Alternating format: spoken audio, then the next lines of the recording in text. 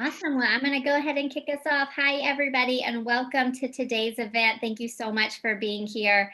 The title of today's event is The Road to Licensure, Setting the Foundation of Your Clinical Career. And this event is hosted in partnership by Capella University and Motivo. So just a huge thanks to Capella University for partnering with us on this event.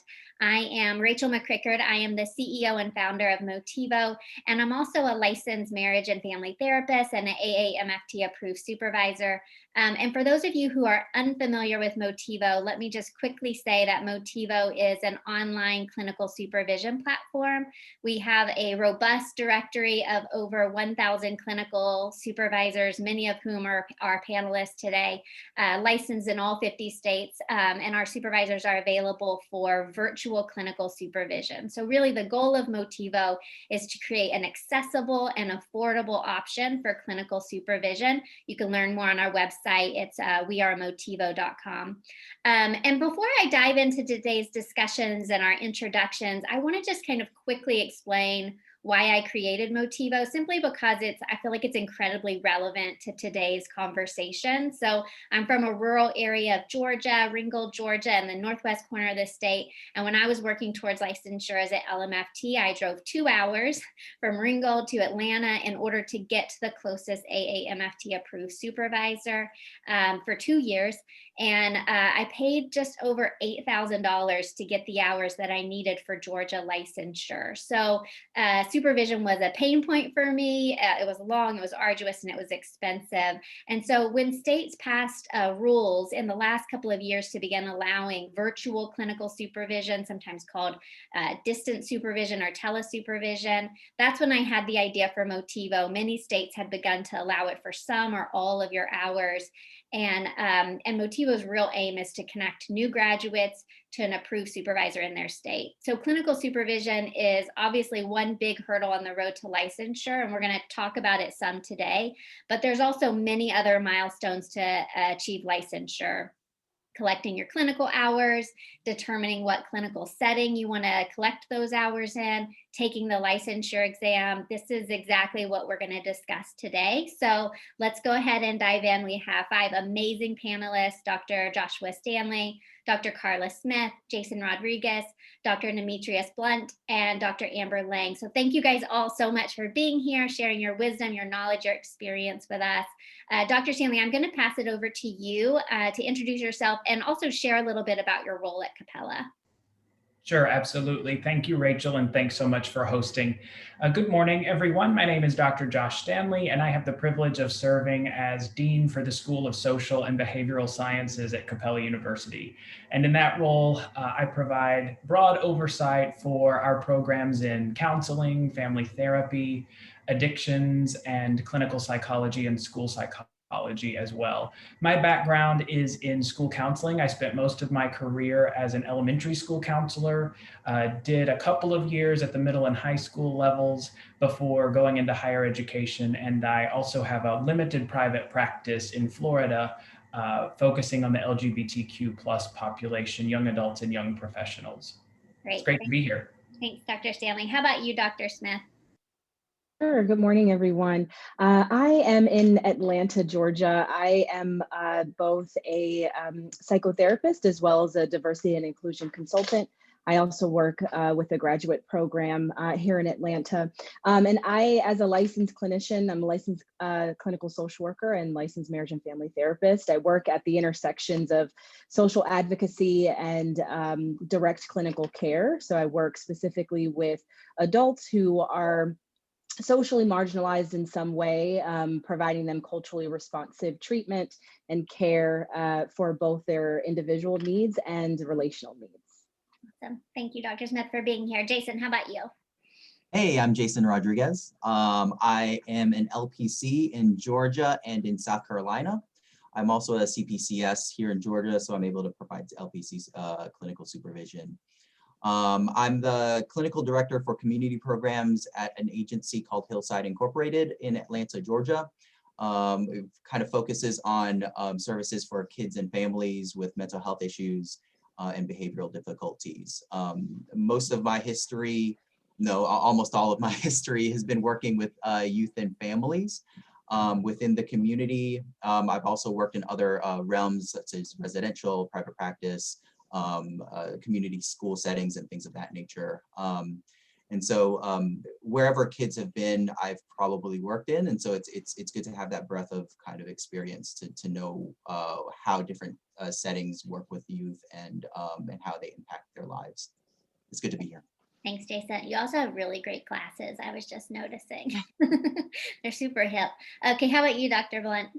Hey, I'm Dr. Blount. I am based out of South Carolina. I'm an LPC in South Carolina, Texas, Mississippi, Virginia, Michigan, and Georgia. I have my LCMHC supervisor for North Carolina.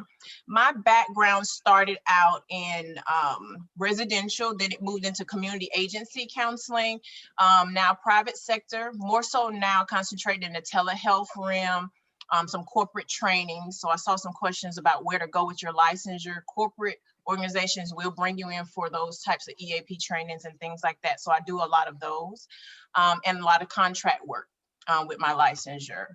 I also, my practice is based out of South Carolina, but I can jump the border of North and South Carolina fairly quickly and easily. So I've worked consistently in both states throughout my entire career. Thank you, Dr. Blount. Lovely to have you here. And how about you, Dr. Lange? Hi there. I, like Dr. Stanley, work for Capella University. I serve in the role of Director of External Partnerships, which means that I help Capella students find placements and help places across the country find our students. And so my background includes private practice work. For about 2 decades, I owned a private practice that I just recently sold in Michigan that focused primarily on infidelity and betrayal. And I am an LPC, and I also hold the addiction CAADC, both of those credentials in Michigan. Although now I am in the sunny state of Florida. So I'm pursuing my licensure in the state of Florida. So I feel some of the pain points of those of you that are on this conversation and in this training. Yes, yes. Awesome to have you here, Dr. Lange. And it's like alphabet soup. We have like every credential right here. This is wonderful. Thank you guys so much for sharing about your clinical background, your experience. And there's a few key areas that I'd like for us to explore today. And the first one is around choosing a good clinical placement setting, either for your placement, your internship, or your first job. So Jayson, let's start with you. I know you have extensive experience in community mental health settings and residential. What could you tell our attendees about the pros and cons of working in community mental health? Yeah, I know that whenever you're seeking out for a placement for internship and training, a lot of these like larger mental health agencies are kind of the primary places we go, and a lot of the places that schools have relationships with.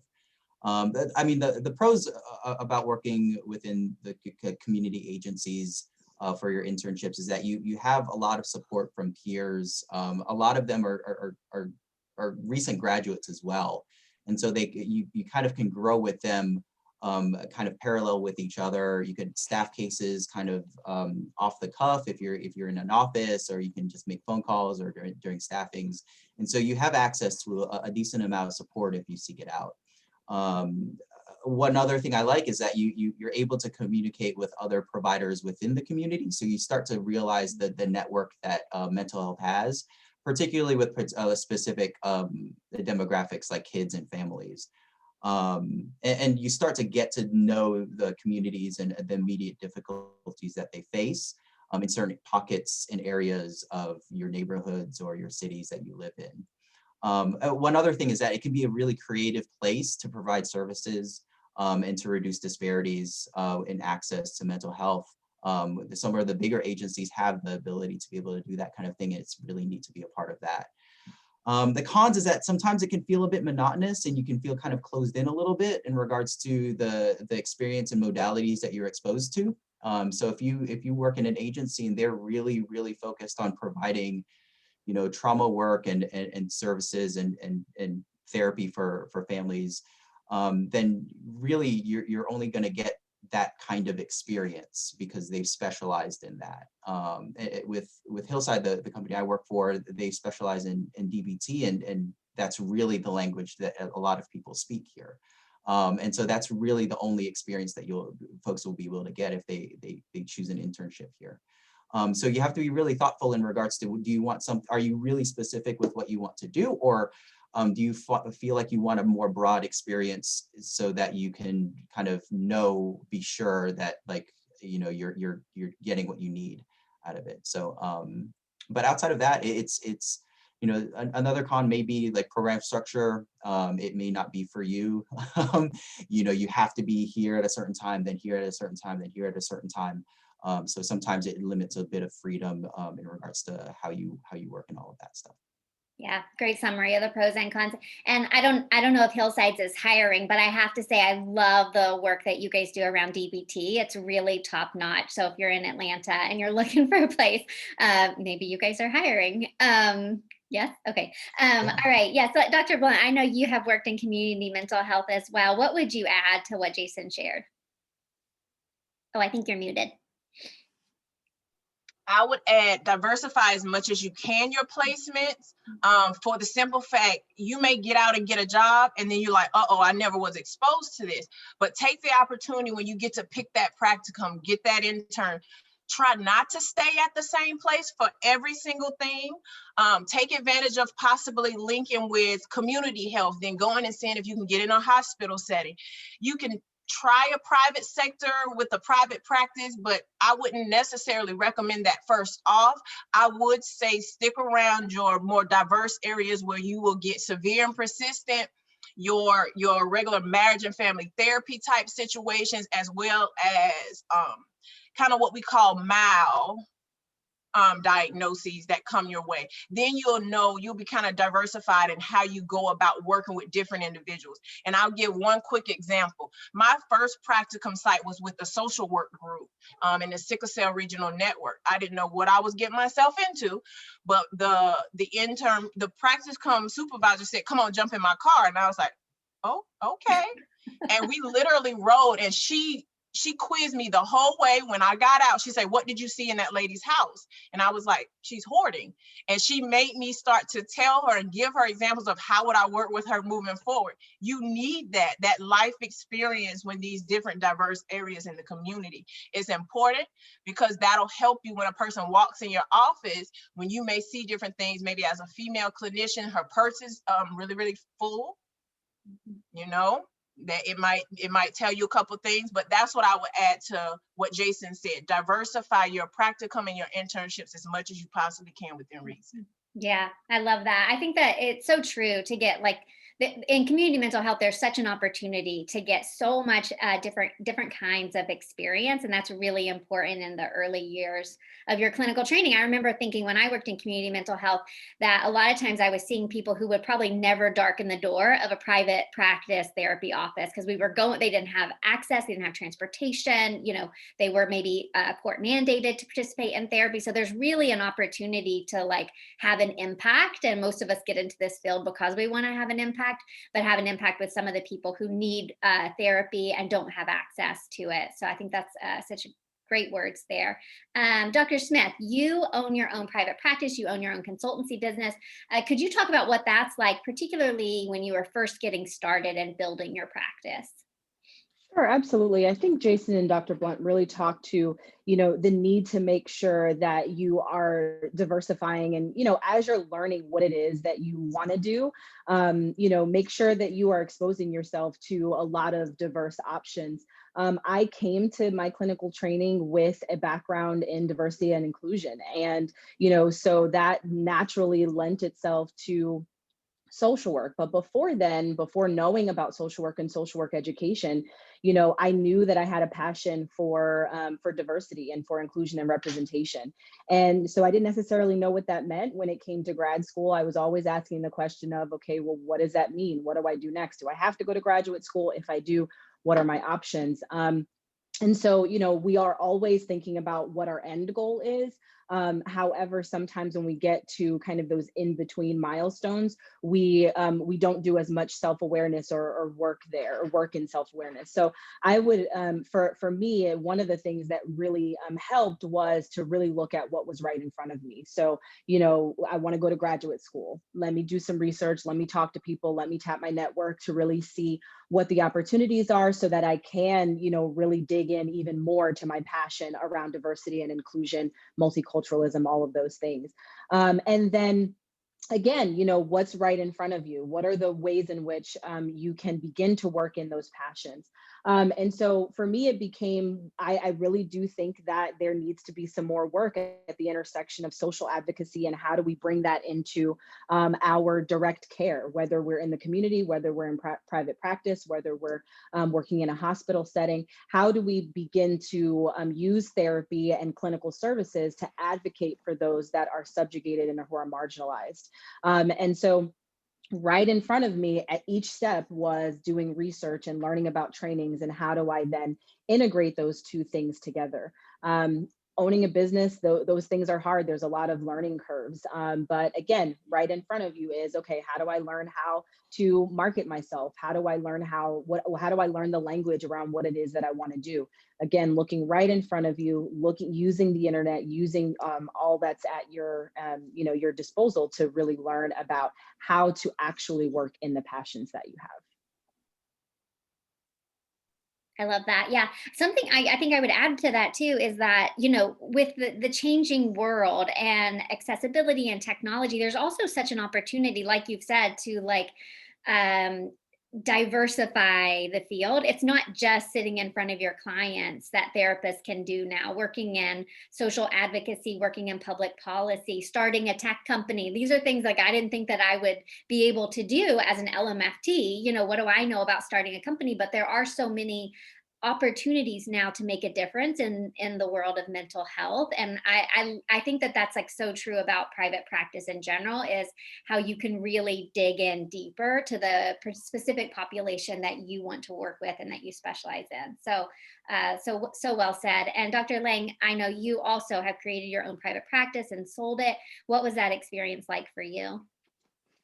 You know, I was thinking about some of the things that Dr. Smith said, and I'm going to almost turn this in an opposite or just a different direction, because all of what she said is very true and resonates with me.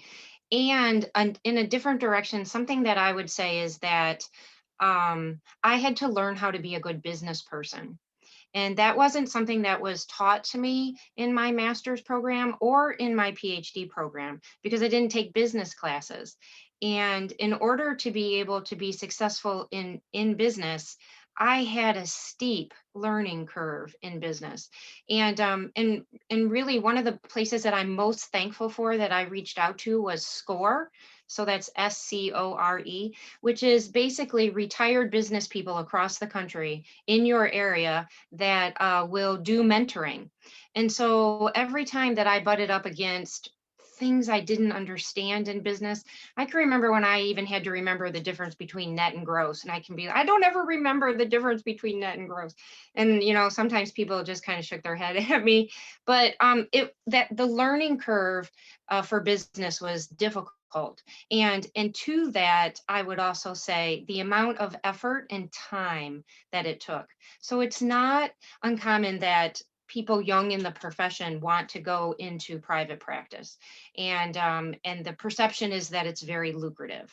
And I would say that in those beginning days, I probably made less than minimum wage because I worked hundreds of hours. It wasn't uncommon for me to be working 18 hours. It wasn't uncommon for my mind to never stop thinking about it. And so the commitment and the time and the business piece, I would say, are really things for those of you that have that desire or passion that they need some additional focus, in addition to all the things that Dr. Smith said.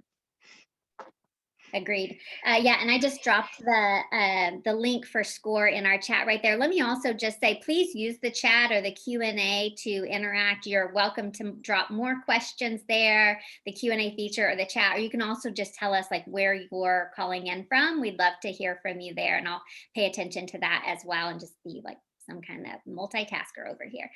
Dr. Stanley, you have a lot of basis in school-based mental health. I'm wondering if you could speak specifically to that clinical setting. Yeah, sure. I would basically just echo what everyone else has said. It's really not all that different in the school setting. I like to think that schools are a microcosm of the community. And so they can be a very strong reflection of what the entire community looks like. You'll have students who need the most extensive levels of service and intervention. You'll have students who really benefit from prevention work. So in the school-based setting, you really can span the full gamut of clinical and counseling services. I would suggest it's important to diversify your experiences. I thought I wanted to be work in high schools with adolescents, and I just was really focused on that during my internship. And then when I graduated, the only jobs were available in elementary schools. There's a lot of difference between a 5-year-old and a 15-year-old in how we work with them clinically. So I was grateful that during the practicum and internship, I'd been able to work with students at all levels. So I do encourage diversity of experiences. I love that. That's so great. Well, let's get to clinical supervision, which is the next topic that we want to cover, to talk about, what are some of the barriers that our panelists have seen around clinical supervision? I know one of the thoughts that I had when I was first starting Motivo was like, was my situation completely unique? Was I the only one who had trouble finding an affordable clinical supervisor in my local area? And I've learned that, nope, I was not unique. There are many people experienced some of those same barriers. So Dr. Blount, let's start with you. What are some of the barriers that you have observed around clinical supervision? One of the main ones that I have observed was actually being able to find a supervisor if you're not already at a mental health clinic or agency where you have other supervisors available that the actual employer will provide for you. Motiva's out there, and then you would have to almost go back to your board and search high and low and small links and back links to try to find it. But that is kind of your go-to. You got to stick with where your board is, where you're wanting to get the licensure, to see who's available for that. The other barrier I would say would be whether or not an LPC can have an LCSW or have an LPCC or LMFT as their supervisor. Not being exactly clear based on your state and what they will accept is a barrier that I've noticed sets people back. I've seen a person go a whole 2 years with the wrong hours and being signed off with the wrong clinical supervisor. And that hurts, because if you've been paying for that and you didn't check that, that's kind of money out of your pocket. But hopefully you learn something through that experience. Another barrier I would say is with the supervision would be if I wanted to have more than one. So just kind of getting an understanding of, you can have a community if you end up with an employer and have a supervisor there. You can also have one that has a specialty in something else. I would say integrity, transparency is good. Let the supervisors know you are speaking to more than one person, and they could ping together, because the whole goal is to get you to be the best clinician you possibly could be at the end of your road when it's time to transition you off into full licensure.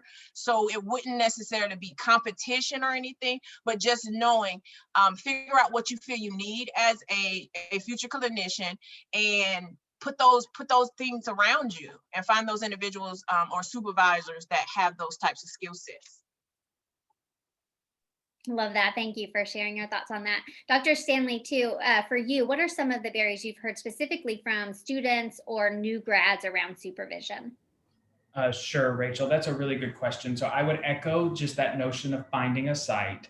And so I'm speaking specifically to the student population here. So if you are a current Capella learner, one thing that I would recommend is that you use our site tool. It will show, it's on campus, and it will show you where we have placed interns before. So that kind of gives you an idea of agencies or organizations that might be open to hosting interns. But I also just encourage you to cast a wide net. I would not start your search with just one place and wait 6 weeks. You're going to lose a lot of time there. So maybe put several feelers out, use your network, right? This is a really important time to become part of your professional association. We talk a lot about the national level associations, which are very valuable because of the scope that they provide. But this is where those state and regional chapters are also important, because you can begin to participate as a student, go to their conference, participate in lunch and learns, and meet others in your area that can help you. I do want to echo the notion of finding the appropriate supervisor. And this is where I would call a difference between the educational internship and the post-master's experience. So depending on what program you're enrolled in, whether it's clinical mental health counseling or marriage and family therapy, the accreditors of the programs may have specific requirements for supervisors that differ from who you could use as a supervisor post-masters. So those are really important things to check out with your faculty on when you're preparing for the educational internship, the internship that's part of the degree program. Thanks for sharing that. And I'm seeing that Dr. Stanley is actually answering Q&As as well, which is awesome. He's like the person you would want to get an answer from. So, so please check that out. If you have a specific question that you want to pitch over to him, he might know the answer or be able to point you in the right direction. Jayson, how about you? Maybe talking specifically about what does clinical supervision look like in the community mental health setting? Yeah, I mean, getting supervision in the clinic, the community setting, can be relatively easy. Many agencies offer in-house clinical supervision, which is it's an incredible benefit when if you think about like the cost and time and all that stuff. You can get clinical supervision during your work hours, which is incredible. I mean, there are caveats to that though. One is that, a lot of times you have to sign a contract saying you have to be at this agency for the next 2, 3, 4 years. If you get your license and we clinically supervise you, you have to sign that contract, or you have to pay it all back, and this is the rate that you'll have to pay it back from. And it's like in the moment, you just sign it and you go. And then maybe if you decide, oh, this agency isn't necessarily the best fit for me, it ends up being more heavy in that sense. So just take note of that. The other thing is that a lot of the times the clinical supervisors you get at agencies have drank the agency Kool-Aid. They are full on, they are the people that run the clinical work within the agency, and they will only provide you the clinical supervision that's needed for that agency to do well. I'm not, and I say that as a clinical supervisor at an agency. With that being said, like you have to remember that, folks do have their own little backgrounds and stuff like that. And so you just have to be clear with, the type of supervision you're seeking and you're wanting. The primary struggle that I've noticed with other supervisors within agencies and stuff like that is that there's a difference between programmatic supervision and actual clinical supervision. Each agency has a specific programmatic response to any difficulty that occurs, whether it's a safety issue, a clinical issue, an ethics issue, a legal issue. Like the programs will, they function in a way that will take care of that. And those clinical supervisors are trained to respond in that programmatic way. Now, the thing is, that's very different from treating you as a clinician, as an individual therapist that wants to grow and develop as your own person, right? And so you have to make sure that your clinical supervisor is able to kind of foster you as a person, as your individual, as well as assist you with those programmatic responses if needed. And so just take note if you start to feel as if hey, I'm just doing things that the program would typically do. I'm not quite sure if this is actually clinical supervision. I'm not growing really as my own person. And so just consider that. I know that sounds like a big con, but also for some people that is actually a big plus, because it helps you grow within an agency, and then you get to climb the ladder and do management and become a clinical supervisor within that. So that's a big plus for a lot of people. Another thing is that, clinical trainings don't necessarily equal development. Just because people have gone through a 3-day, 5-day, 2-week training doesn't necessarily mean they're that much better as an actual clinician. You want to be able to separate those learning specific modalities with your clinical development and your skill. So I would recommend, if you're seeking clinical supervision within a community setting, just make sure you have specific personal goals for yourself and say that right up front with your clinical supervisor, so that you continue to feel as if you're improving as an individual and as a therapist. For me, that's very important. I try to tell that to everyone, and sometimes you get lost in the sauce a bit. But every once in a while, have a come to Jesus with them, or like a status update with your clinical supervisor, and say like, hey, we've kind of veered away from me improving my ability to really engage people in the community setting or something like that, and really kind of redirect like what that looks like. That's great, Jayson. Thanks for that. I want to also ask Dr. Smith, because I know you have worked in the community mental health setting, about this idea of clinical supervision versus administrative supervision. A term I heard recently too that I loved was restorative supervision. This idea of like supervision being a place that you are able to develop your skills to become a better clinician versus administrative supervision. How would you differentiate between those two? Yeah, I think that depending on the supervisor, depending on the program, if it's administrative and it's your job, there are different ways in which that supervisor may actually carry it out. So it might be a person who is very much invested in their supervisees, self of the therapist and things like that. I think one of the things that can help differentiate between the two are, what are the needs that are being met? What are the needs that you have, and also what would you like to get from this position that you might have where you're getting administrative supervision, and then well after that, as you're thinking about your long-term goals. So usually administrative supervision, as what's already been said, is really focused on your employment, on your job, and also making sure that you are able to show up and meet the needs of your clients. And if you're not, or if there is, a question of doing something that may need some follow-up, your administrative supervisor is usually going to be the one that addresses those needs. A person who's outside, who's providing you clinical supervision, may not have or be well versed in what your job entails and what your employment looks like. Now, if you have both, if you make the choice to have both, I always suggest, to have those two supervisors meet and to have kind of like a meeting of the mind to decide, what is it that your administrative supervisor is going to take care of, and then what is your outside clinical supervisor going to take care of. Because that's number one, something that really does need to happen so that everyone kind of knows the boundaries, and you're getting the same thing. Or you're missing something, that there's a gap, but also because you want to be able to communicate your needs and advocate for yourself in a way where everyone is on the same page. So if you're not getting your needs met, you can really have a conversation with all your supervisors. However, your administrative supervisor is also going to have a list of things that needs to be discussed and worked through in your supervision, in your employment site, in your job. Whereas your clinical supervisor might have a lot more flexibility to meet those needs, or to say, hey, I'm not able as a clinical supervisor to meet that need for and with you. Here's another option. You can get a group, or you can get another supervisor. So there tends to be a lot more flexibility for an outside clinical supervisor than an administrative supervisor. But I think that both are necessary, right? Because we're also still learning how to meet the needs of our clients within our employment site. And so that administrative supervisor who has the knowledge, the history, even the clinical expertise that maybe an outside clinical supervisor may not have. And then the outside clinical supervisor may be able to have more time to focus on you as the therapist and developing into, if it's a niche, or if it's, I want to be able to learn a little bit more about the business side of practice.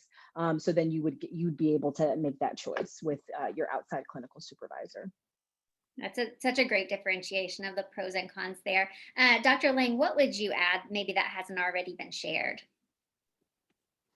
Sure. The one thing that I would add, and I was thinking this, is that in so many places across the country, it's okay to double dip. And so if you want to be an LPC and also work towards an addiction credential, then it becomes more important for you to do a concerted search to find somebody who already holds both of those and can sign off on your hours, because it's okay. It's not against the law. It's not unethical. It's not uncommon that people will double dip in 3 domains. Like, you would want to double dip in as many domains as you could, which really also falls under the umbrella of how are you being diversified? And so we go back to the first question that was asked, and all of us here are get as much experiences in as many domains as you can, because that's valuable. And it also helps with burnout because you can move to another domain. But also as part of that process, to the degree that it's possible, because especially if you're in a community agency, you may be given a supervisor. But that person may not be all that meets your needs, which might be a reason why you would pay for someone external as a supervisor.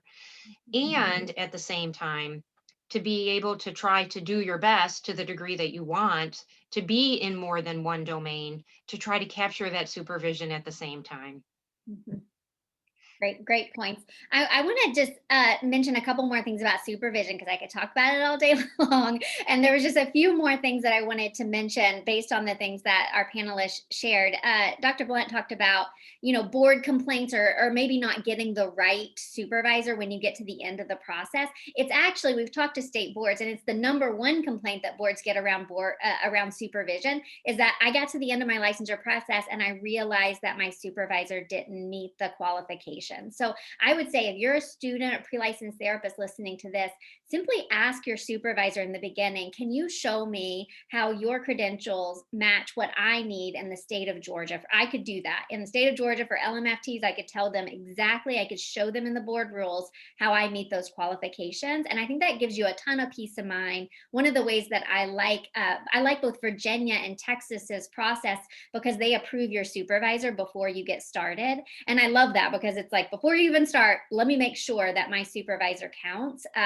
So feel free to ask that question. Another thing that I'll mention, something that MFT supervisors do a lot, because we're taught to do this in our supervision training for AAMFT, is that we do a clinical supervision agreement. So similar to what Jayson was talking about around setting goals with your supervisor, if your supervisor doesn't start that conversation, start it with them. So I'm just putting in the chat here I don't know if that got the full link. Let me make sure I got it all.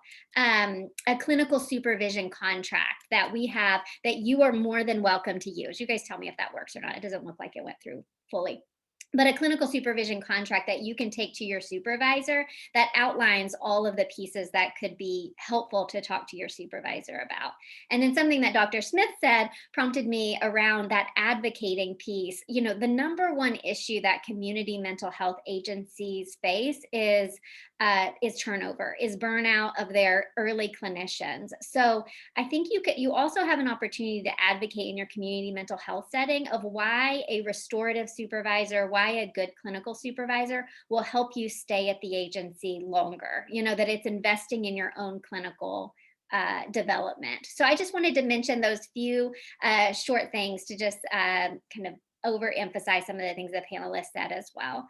So the third question that we're going to go through is the licensure exam. So just so that everybody on the call knows how we're doing, we have 2 more questions. We have one about the licensure exam, and then we have another one about recent changes in the field due to COVID. And then if there's time, we'll take some additional live questions as well. So let's get into the licensure exam. So Dr. Smith, you have taken both the ASWB and the National MFT exam. Could you kind of differentiate between those 2 exams?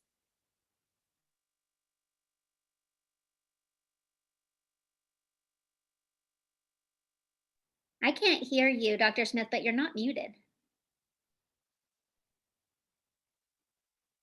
No. How did we lose your audio? Okay, let's work on fixing that. Dr. Lange, go ahead and talk about what the NCMHCE was like, and then we'll get back to Dr. Smith. Well, so I've taken the NCE for counseling, and I'm in process. I'm studying, like probably many of you, especially if you're here in Florida, for the National Clinical Mental Health Counselor's Exam.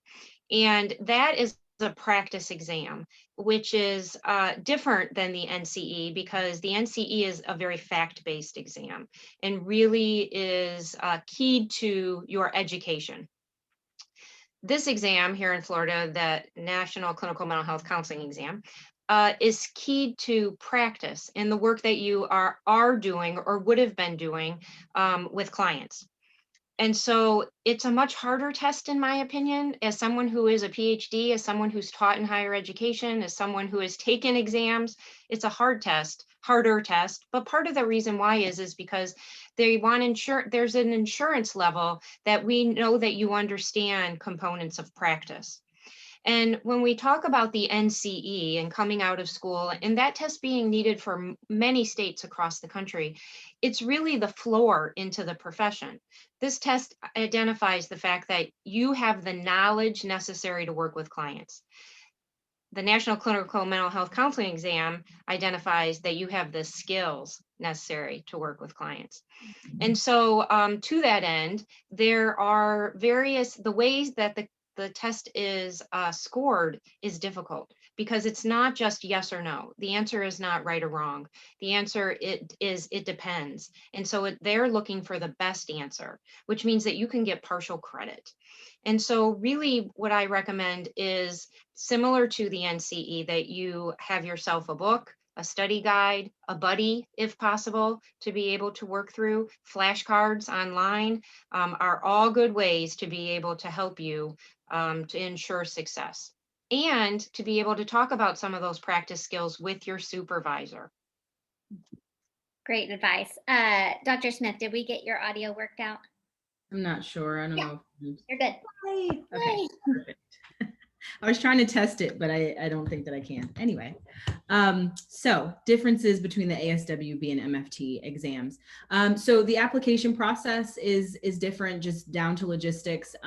You do have to apply separately, differently for them. There's different requirements.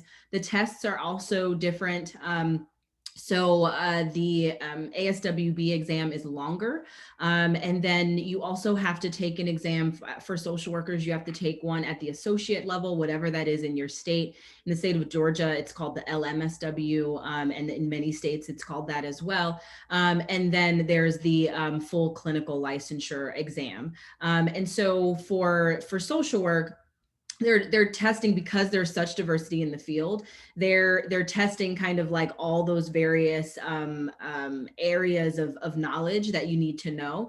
And then the clinical licensure really does take you to the level of clinical practice. So they're asking more specifically around, you know, what are we actually doing in terms of treatment, in terms of care, you know, talking more specifically about the choices and the decisions that you would make in crises and things like that. So direct clinical practice, whereas the associate level is more looking at theory of, you know, helping people, social advocacy, of really connecting with communities and societies. And then the MFT exam is taken at one time. You take one exam. And so in the state of Georgia, which every state is different, in the state of Georgia, you take it at whatever time you want. If you would like an associate level license, you would take the exam then, and then you would just complete your requirements for the full licensure. And that's the case in most states where there is an associate level, there's an associate step.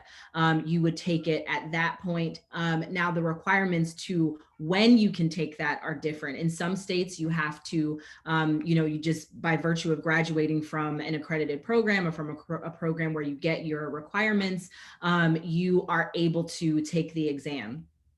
In some states, you have to secure placement or a job, and as well as supervision before you can do that, or do some hours before then. So you really do need to connect back to your state to really see some of the nuanced differences between being able to sit for those exams.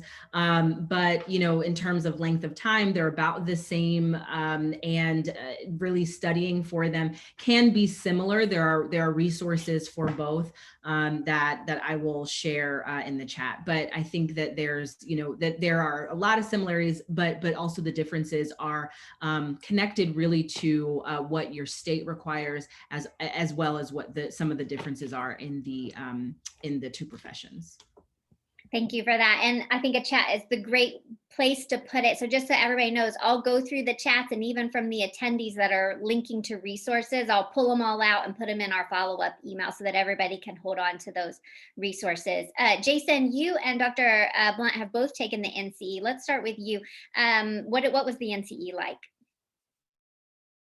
I think it's just as it was described by Dr. Lange, it really is fact-based. And so if you, it's difficult to go back through all of your notes through the couple of years or 3 years of your of your coursework. It is, and there are like certain resources out there.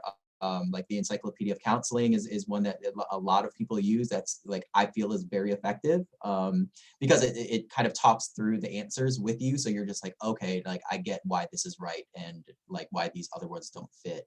And so that's helpful. I would say that your process though needs to be along those lines. So we're not just like trying to memorize what is right, because there could be other answers that are maybe could be right as well, but you should just kind of know the reasoning behind the answers that you're going to provide, and it really clarifies, you know, like, you know, how you respond to different like sections and stuff like that. But otherwise, you know, trust your training and trust your school, and like certain guys like the Encyclopedia of Counseling are out there that are actually pretty effective. Thanks for that. Could you link to that also in chat, Jayson? And Dr. Blount, what would you add to that?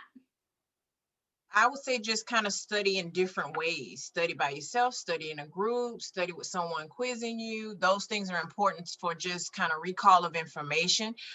Like Dr. Lange and Jayson said, it's a challenging test, you know, so don't go into it thinking I'm gonna try to wing it. Don't try to wing that, you know, prepare yourself the best you can, and put forth your best effort on test day. One thing I will say is that some programs actually, it's kind of known that they kind of struggle with preparing to their students for specific areas of the test. I would like, if you have access to people who are maybe like a year older than you or a couple years older, or alumni networks and stuff like that, you'll start to see a trend in regards to people struggling with a certain specific like sliver of pieces of information in regards to the NCE. If that's the case, then you have a leg up with like preparing a little bit more in those areas based off of the programming that you're in and all of that stuff. Good stuff. Dr. Stanley, you have taken the school counseling praxis exam. What was that like? So the school counseling praxis exam is largely focused on the ASCA national model and the domains that are included there. So if you're in our school counseling program and you're wondering, why do you keep talking about this national model? It will come back. You need to know it, but it'll come back and you'll be expected to know it very well for the praxis. So there are, and then also another section is very deep into ethics. So those are the main areas. There's like a theory component or theoretical component, and then there's also a practice component where you respond to practice-based scenarios, kind of a what would you do type thing. It can throw you a little bit, I will say. I remember taking the exam and it wasn't exactly like what I had expected. The multiple choice piece was, but the practice piece for me was challenging because it was select all or select none. Not just select A, B, C, or D. And so I think there is an art to preparing not only for the content, but also for the format of the specific exam that you're taking so that you don't get thrown on test day. Great advice. Okay, so let's move into the last question, last topic, which is, you know, there's been a lot of changes in the field over the last year of the pandemic. Some rules temporarily or permanently changed. We can't go through every state and answer every single question there, but where would you suggest that our attendees go to find information about rule changes or to connect with other people in the field? Jayson, let's start with you. Yeah, I think Dr. Stanley said it before. Your state organizations for your specific profession. I think they're probably the best place to get the most updated information about like laws that are changing and all that stuff. Not just because they keep up with it, but a lot of the times they have actual lobbyists at the state houses, like kind of cheering on for certain House bills to go through and all of that stuff. And so they are advocating for folks, for us in each state. So I would join or at least keep up with the websites for your state organizations. And also, if you work for an agency, you know, continuously ask questions with with your folks in like quality improvement and assurance and HR and stuff like that. Like sometimes there is someone in one of those one of those departments that is keeping up with these things, so that everyone is engaging in lawful utilization of their skill. So just try to find who that person is within that agency and just keep up with them. So. Dr. Blount, how about you? What would you say advice for new grads? I don't have too much to add, but just find a support system. Try not to be out there on a solo island by yourself. That can easily happen, especially if you're looking later to go into private sector. Always try to connect, try to reach back to maybe colleagues that you went to school with. It's good to have that support system. If you ever find yourself out there by yourself at any moment, go find a group of people. Facebook groups, LinkedIn groups. We're out there. Just make sure the group you jump into seems ethical. Don't jeopardize your license being in the wrong types of groups. And if it's not something that's abiding by ethics, get on out of there, you know. But as far as resources, always check your boards. Some boards have newsletters. I've noticed I'm getting alerts from some of the boards that I'm a part of. Your conferences, make sure you stay in tune with when conferences, local and state conferences are good to kind of stay abreast to anything new for new graduates. If you join like ACA or any of your social work or LMFT type, I guess you would call kind of associations, stay in tune with those types of things. That's a great place to know when things change. They'll be the first ones to say, hey, let me get in your email and tell you, you might need to go check on X, Y, and Z. And it kind of sends you that alert. Those are great advice. Dr. Lange, how about you? Sure. Two additional things that come to my mind are number one, pay for supervision if you don't feel like you have a supervisor that you can be safe with. And so I understand that many times that you may be given a supervisor is part of your job, and it might not be a good fit. And so one of the best things that you can, and it's going to create a lot of countertransference, and it's going to create, it still may work for you, but it'll be difficult. And so pay for a supervisor that you can trust, that you can fully disclose to if you have to. And the other thing that comes to mind is go to therapy, because you're going to be new and you know what you're doing a little at this point, and you could be thrown into populations that you weren't prepared for. You don't understand what's going to happen to you. We don't know what happens until it happens. And so therapy and supervision, we preach to clients, we preach to students, and I preach to you because they're essential to helping you be the best that you can be. Love that. Shout out to my therapist. Love her. Okay, Dr. Smith, what would you add? I'll also shout out my therapist. And also, I would add, take advantage of this time to get trained.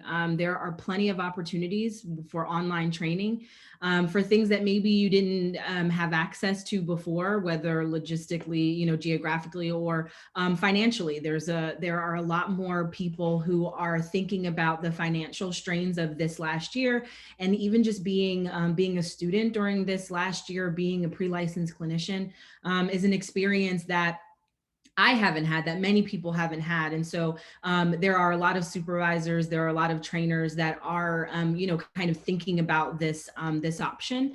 And so many of the trainings that were not accessible are accessible now in different ways. So that's telehealth training. I think every time I see one, I take it, because there's so many different perspectives, so many different things that might be in our blind spot. specific to your state, specific to the country, and specific to the world. I think there are so many more perspectives now that we are taking into consideration, that I would absolutely suggest to just use this time to do everything that is at your disposal, at your fingertips, online. The state board rules, this has already been said, but I think what's really important is that it changes so often. Because we don't have an end date to COVID or to these changes, states are constantly meeting to decide, okay, what needs to be different now? Do we have an end date for when our telehealth rules or CEUs are going to go back to normal, or have we changed them completely?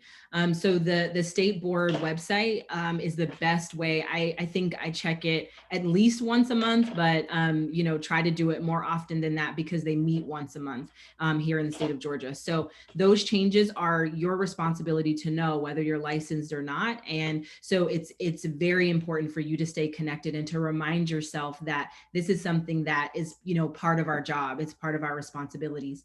The HIPAA laws have kind of laxed, have become a little bit more laxed over the last year, but they're also changing back very soon. So we need to be aware of those changes. If we can practice across states, there are a lot of states that are making mental health services more accessible and relaxing the rules of being able to practice across state lines.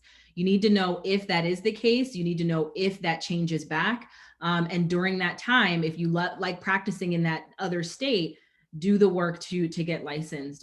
Dr. Blount is a great example of utilizing resources and becoming licensed in other states, and that's something that's at our disposal that we can help and really develop a network of mental health care across this country at least.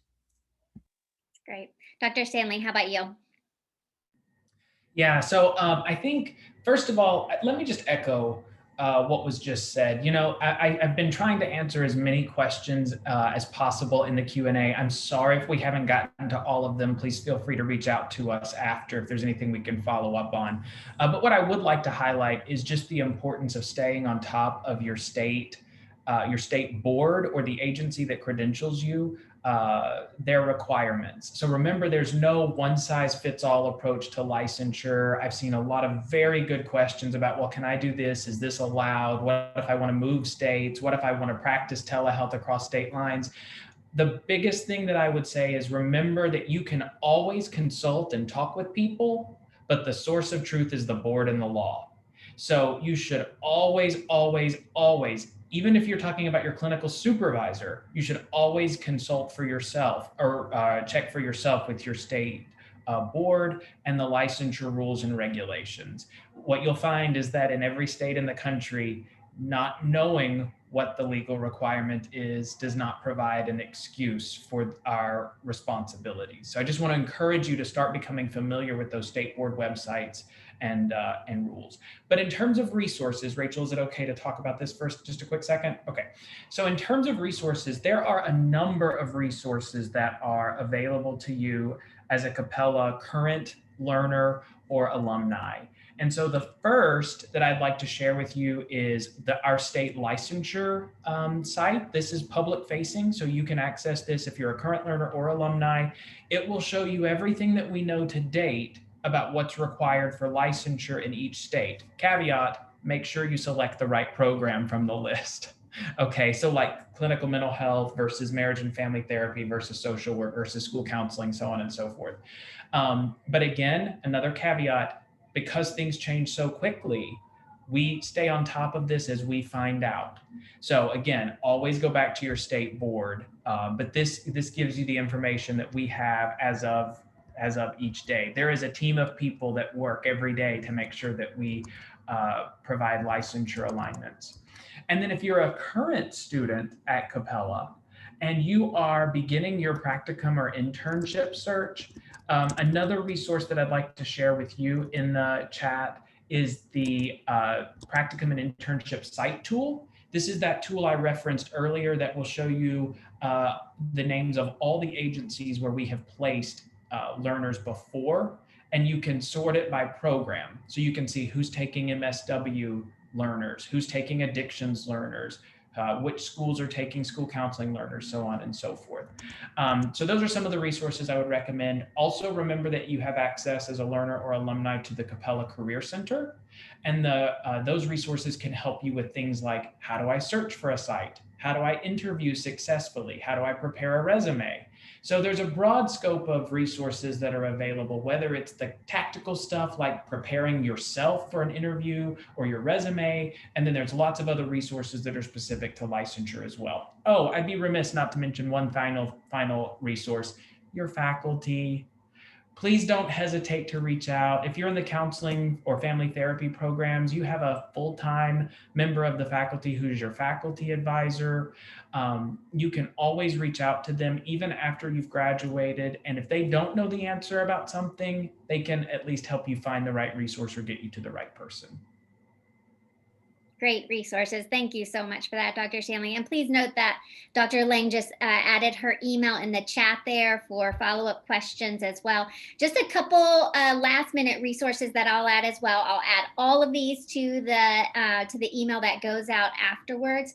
Motivo has something called peer groups and office hours. So I'm going to put the link to that as well. These are completely free. We are actively engaged in the work against the work towards anti-racism. So we have an examining white privilege peer group for therapists, and we have a BIPOC consultation and support group as well. And then we have monthly office hours where we answer state-specific questions about licensure. Mostly what we're doing is that we're digging into the rules together, pointing you in the right direction. But I saw a lot of state-specific questions. It's a great place to come. It's completely free, has a number of our supervisors and myself, and we just get together to answer your questions.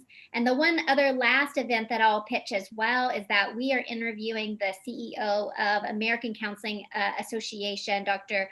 Richard Yep, in a couple of weeks about the future of the profession. And we're going to talk a lot about recent things around interstate compact rules and how counseling over state lines and some of the more recent changes. He's going to speak to some of ACA's work in that. So feel free to come to that if you would like to. So let me just quickly say thank you so much to our panelists. Thank you everybody who attended. I hope that you have found this helpful and valuable, and I hope everybody has a good weekend. It's Friday, so that's wonderful. And thank you panelists for being a part of this.